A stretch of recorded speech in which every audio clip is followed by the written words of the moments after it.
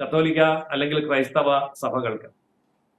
അവര് ധരിച്ചിരിക്കുന്നത് ഈ നരേന്ദ്രമോദി അധികാരത്തിൽ വന്നത് എന്തോ അബദ്ധം പറ്റി വന്നതാണ്, അത് നാളെ അങ്ങ് പൊക്കോളും, അത് കഴിഞ്ഞ് നമ്മുടെ സോണിയാഗാന്ധി മക്കളും കൂടെ ആണല്ലേ ഭരിക്കാൻ പോകുന്നത്, അപ്പൊ പിന്നെ ഏതായാലും കുമ്പസാരിച്ച് കുർബാന കൈക്കൊള്ളുന്ന ഞങ്ങളുടെ ആൾക്കാർ വരുമ്പം ഈ കാര്യം ഒക്കെ ഭംഗിയാവും, അതുവരെ ഒന്ന് ക്ഷമിച്ചാൽ മതിയല്ലോ.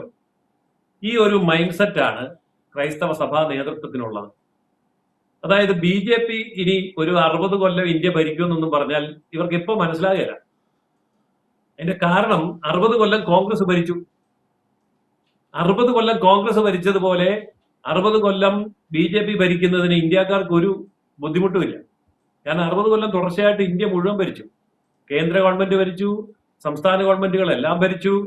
അങ്ങനെ അഖിലേന്ത്യാ തലത്തിൽ അടക്കി വാണ 60 കൊല്ലം ബ്രിട്ടീഷ് രാജിനേക്കാൾ അനുകൂലമായ രീതിയിൽ സഭാ പ്രവർത്തനം നടത്താൻ നല്ല അനുകൂല സാഹചര്യമായിരുന്നു. ബ്രിട്ടീഷുകാർ പോലും ഇത്രയും സൗകര്യം ചെയ്തു കൊടുത്തിട്ടില്ല.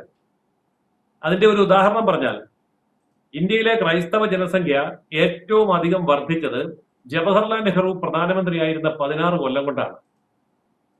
ബ്രിട്ടീഷുകാർ 150 കൊല്ലം കൊണ്ട് ഇന്ത്യയിലെ ക്രൈസ്തവ ജനസംഖ്യ എത്രമാത്രം വർദ്ധിപ്പിച്ചോ അതിന്റെ ഒരു 4 ഇരട്ടി ക്രൈസ്തവ ജനസംഖ്യ വർദ്ധിപ്പിച്ചത് ജവഹർലാൽ നെഹ്റു പ്രധാനമന്ത്രിയായിരുന്ന 16 കൊല്ലമാണ്. ഏതാണ്ട് ആ തുടർച്ചയായിരുന്നു പിന്നീട് കണ്ടത് മൻമോഹൻ സിംഗ് വരെ.